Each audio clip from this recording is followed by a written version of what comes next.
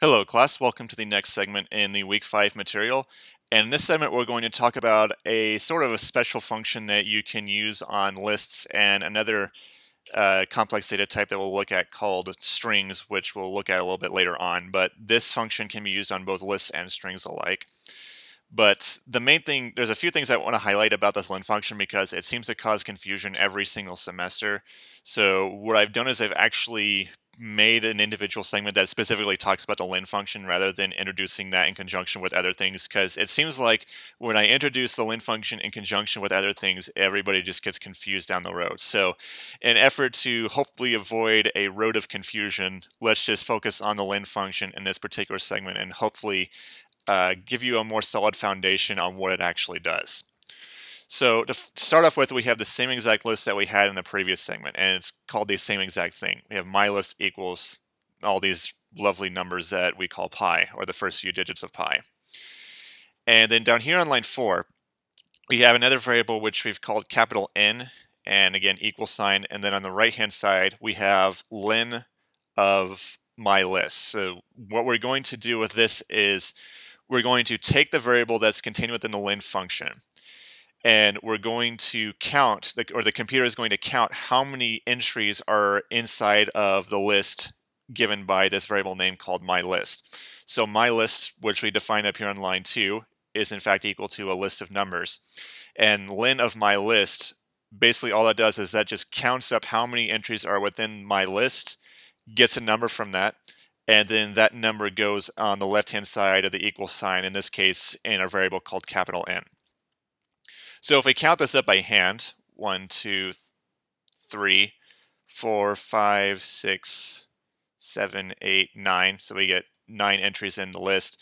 So if this is in fact working the way we expect it to, then this evaluating this len of my list should give us a value of 9, since there are 9 entries in this list called my list. That should give us a value of 9 that goes in the variable capital N, and then here we're going to print out what value is actually stored in capital N. So if the len function actually does that, then we should get a value of 9 appearing in the console when we go to run this program. And you can see we do in fact get that value of 9. And again, there's nothing special about this variable mylist. In fact, I can actually confirm that. So here I'll just call it x, a nice simple variable that may or may not be very self-explanatory. Now you see here I get this error message saying my list is no longer defined.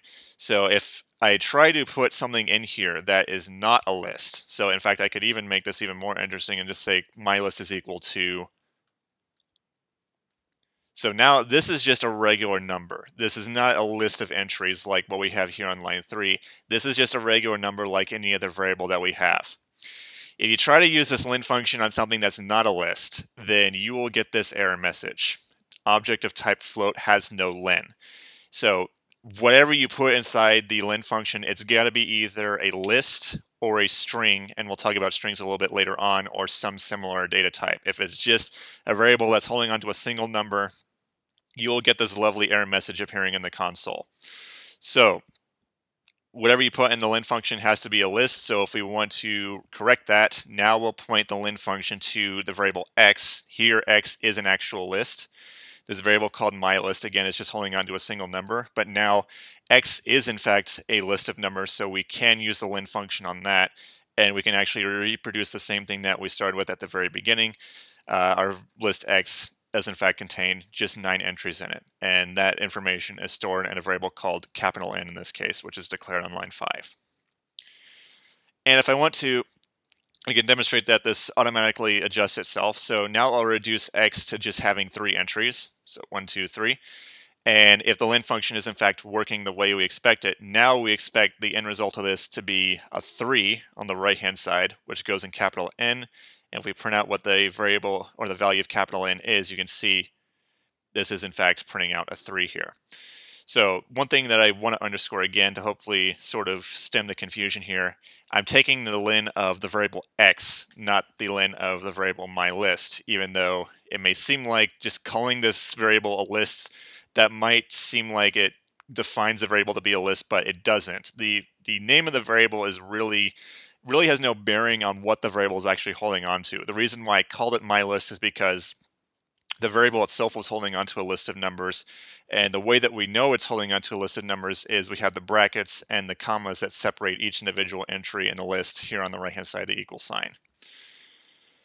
But that's just one thing I really want to underscore. Whatever you put in the len function, it's got to be a list or a string. So again, we'll talk about strings a little bit later on. If it's not, then you'll get this error message, object of type whatever has no len function. And another thing that I really want to emphasize, because again, it seems like there's confusion about this every semester. The len function, the only thing it does is count how many items are in a list or a string. That's it. It doesn't do anything else. The end result of that counting is a number, just a simple number, nothing else, doesn't do anything else. That's all the len function does. Counts how many items in a list, gets that number, that's it. It doesn't do anything else. Period, full stop, doesn't do anything else. The other thing that's important to emphasize is the len function only applies to the list that you put in the parentheses. So here I'll actually put multiple lists inside of this program here. So my list is equal to this list of 5 numbers, and x is equal to this list of 3 numbers. By putting the variable x in here, I want the computer to count how many items are in the list called x, which is still just 3, which we can confirm from the print statement. Now, if I wanted it to count how many items are in my list, let me get rid of that so we avoid confusion. Now, if we want to count how many items are in my list, then we put the variable for the list that we want to count. So if we want to count how many items are in my list, which now we can see the list, my list is holding on to a list of numbers. If we want the computer to count how many entries are in that list, then we just simply put the name of my list in there. And you can see now we in fact get a 5 corresponding to the fact that there are 5 entries in my list. But I think that's going to do it for the len function. Again, I just wanted to really focus on that and hopefully make sure that there is no confusion or no misconceptions regarding the len function. And I might sound like a broken record, but I'm going to say this one more time. The len function, the only thing it does is take the list you give it, and the way you know what list you give it is what goes in the parentheses here. It takes the list that you give it and counts how many items are in the list, and that's the only thing it does. If you don't put a list or a string in here, the computer is just going to give you an error message. But hopefully by saying that and reemphasizing that multiple times, we can avoid the potential for confusion here. But that's all I'm going to say about the len function. And in the next segment, we're going to take a look at some other things that we can do with lists and how we can combine them with loops. So that'll be a topic that we cover in the next couple of segments. So with that, I will see you all in the next segment.